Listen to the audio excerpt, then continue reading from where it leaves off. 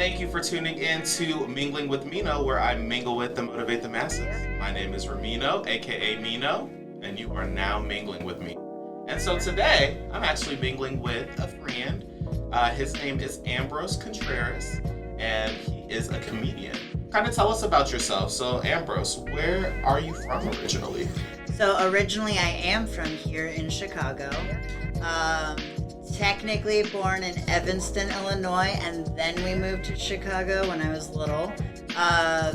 And then when I was a teenager, we moved out to the Pacific Northwest, and I've kind of been there for the past 15 years. Awesome. Yeah. Oh, 15 years? Yep. Oh, my Lord. So what part of the Pacific Northwest? What part? So I currently reside in Seattle. Okay. But I have also lived in Tri-Cities, Washington. Oh. And then also La Grande, Oregon. How is being a comedian? Like, what are some of the elements of, your comical journey, if you will, that kind of stand out most to you? So, I would say it promotes me to be a more avid writer. I've been interested in writing ever since I could write, basically. Like when I was 9 or 10, I would write poems a lot. I started writing kind of like prose and short stories when I got a little older.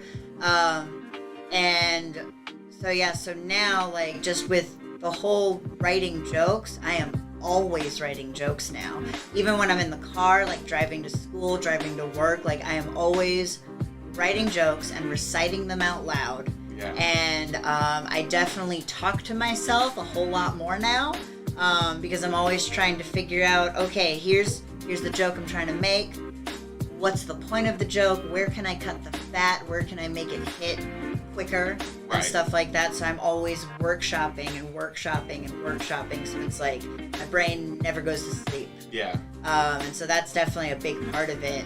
What were some of the, like events kind of leading up to you starting your career as a comedian? So I would say a huge part of it was just my upbringing. So like my dad, he's Mexican, and he really tried to raise myself and my siblings to be proud of our heritage, even amongst a bunch of racism towards the Mexican community. And so what he would do is he would expose us to musicians, actors and actresses, and directors and comedians who were Mexican or some sort of other Latinx culture.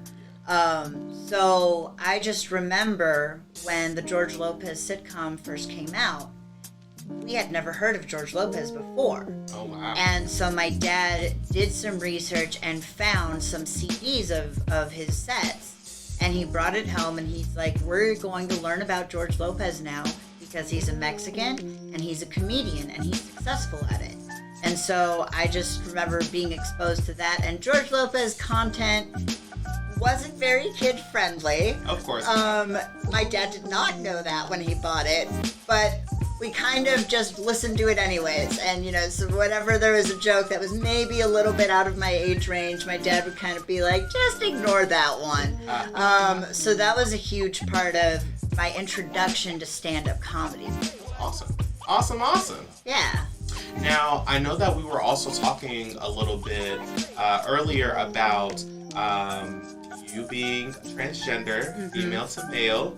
Can you tell us a little bit about that? So, much like many transgender people, I knew ever since I was little. And it was one of those things where I constantly had moments where I would look at my parents, and I would look at one, and I'd look at my mom and go, okay, cool, that's my mom. And then I would look at my dad and be like, okay, cool, that's my dad. And then when I started thinking about myself growing up, I just assumed, well, I'm going to grow up to look like this one, my dad. And that, like, there was no hesitation in that thought ever when I was a kid. I saw myself and was like, I'm growing up to look like that.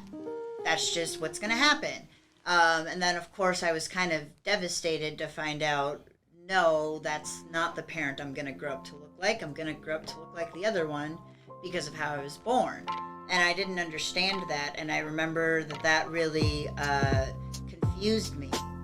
And because of my highly religious upbringing, I wasn't really allowed to express the masculinity in me. That was just there naturally. And so it took quite a few years, and I found small ways to express it here and there. But it wasn't until I was 25 that I openly came out and then changed my name and then started testosterone. Oh, wow. Now, how old are you now, if you don't mind? I am 30. Oh, wow. So 5 years. Yeah. Wow. Okay. Now, so what are some of your projects outside of being a comedian? I'm also a roller derby coach for junior roller derby. So that's ages 8 to 17. Oh. So I do that once a week. When there are games or bouts, as they call them, I actually announce for the games. So I'm an announcer. Prior to being a coach, I actually did play adult derby myself for 7 years. Awesome. So I kind of transitioned into coaching because I was done destroying my body and my knees. Because you fall a lot in that sport. And so you're going to hurt yourself. I did get 3 concussions from playing for those 7 years that I played. Man. So I think I'm done with concussions. So I do coach now, and that's a lot of fun. And then I actually am putting myself through school right now. I am studying behavioral health, and my goal eventually is to be both a grief counselor and an LGBTQIA youth counselor. How does behavioral health or mental illness kind of relate to you, whether it be in your personal growth efforts or you as a comedian? Can you kind of tell us about that? Yeah, so I actually lived for a very long time not diagnosed, and I do struggle with mental illnesses. 10 years ago, I was diagnosed with bipolar disorder, and 3 years ago, I was diagnosed with schizophrenia. The very fun thing, fun in quotations, as I'm sure you already know, when you have both bipolar and schizophrenia, they sort of do a fusion and they make schizoaffective disorder. Yes. So one of the jokes that I make in my comedy set is that they do the Dragon Ball Z fusion dance together in your head. So I have found just from going to mental hospitals, having to commit myself into mental hospitals, and then just going through therapist after therapist after therapist. Unfortunately, there's a huge turnover in therapists, at least in Washington State. I don't know about the numbers for other states in the U.S., but in Washington State, the average is to have about 1 therapist a year. And I have been through COVID, I've been through 4 therapists now. And so I am finding that just mental health care is not at its best at all. People are having to change therapists constantly. They're having to go on and off their medication because of either pill shortages or insurance changes, lapse in insurance, just all of these things. Also in Seattle, there's a large number of rates of homelessness. And a lot of those people have schizophrenia. So just mental health in general, it's a very, very important topic to me. It's just close to home, and I feel like, having lived through all of these things just sort of makes me not an expert by any means on mental illness, but it makes me more empathetic towards other people who are struggling with mental illness. Can you kind of tell us about some of those resources and supports that you may already have, or may, advocate for, or may want to acquire? Can you give us some of those resources and supports? I would agree that I am fortunate to have access to a bunch of different resources. For one, my doctor in Seattle is amazing. So I go through, they're a local like chain of doctor's offices in Seattle. They're called Neighbor Care Health. Okay. And so my doctor is the resource king. Any question I ever have, he knows. He knows a place. He knows a guy type thing. And so it feels very, almost, I'm half Italian too, so it feels very mobbish of like, I know a guy, I can take care of you here. Like, we got you, So it's fun, but yeah, so he has been amazing in connecting to me, all different resources and stuff. With mental health, like I said, I have gone through a lot of therapists, but it has also been pretty easy for me to get a therapist or get information on how to get a therapist. Something that was really great when I first started going into therapy 10 years ago was that I was connected with a social worker who helped me fill out the paperwork to get the state insurance. And the great thing about state insurance when you don't make that much money is a lot of your doctor's visits and medication are paid for by the insurance. So it's not as much of a financial burden to go on to those mental health meds for me currently. Which unfortunately a lot of mental health meds are extremely expensive. We're looking at $1,000 a month for just one medication, and I'm currently on 4 medications.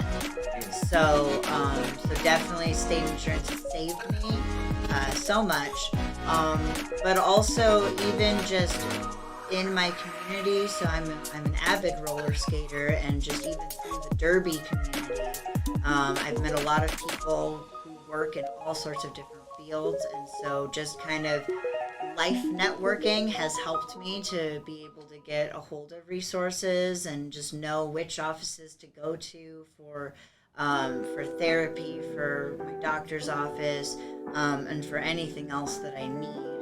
What information can you give to anybody that's trying to pursue, whether it be a career or whether it be a hobby, and being a comedian? What kind of bits and pieces of advice can you give to us? I would say, while you're writing, if you want to get into comedy, while you're writing jokes, always be willing to just try the joke. Even if you don't get a laugh, that is still a positive experience, because then you at least learned, okay, that wasn't funny.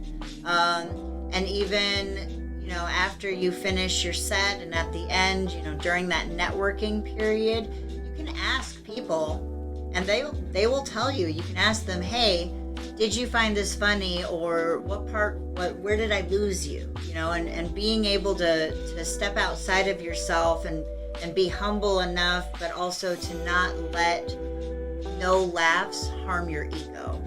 Because it is it's a very stressful and disappointing experience when you think you put together like this amazing joke and then it doesn't land. So don't be afraid to not have your jokes land. Where can my fellow minglers find you? Do you have any types of social media? Where can they find you on social media? Yeah, sure. You can find me on YouTube and TikTok for the most part. That is where I post all of my comedy stuff, material.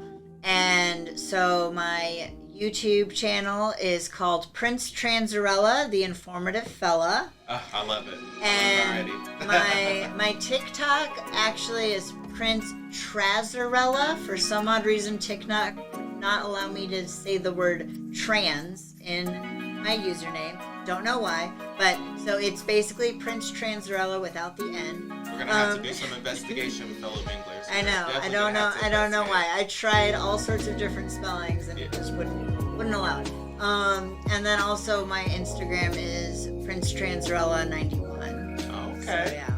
Thank you so much, Ambrose. You have been amazing. Thank you so much for mingling with me and motivating the masses. Yeah, thanks for having me. Yeah. Yes. And so again, my fellow minglers, please follow Ambrose on the socials, which will be in the description below. Thank you guys so much for mingling with me and Ambrose, and we will see you guys later.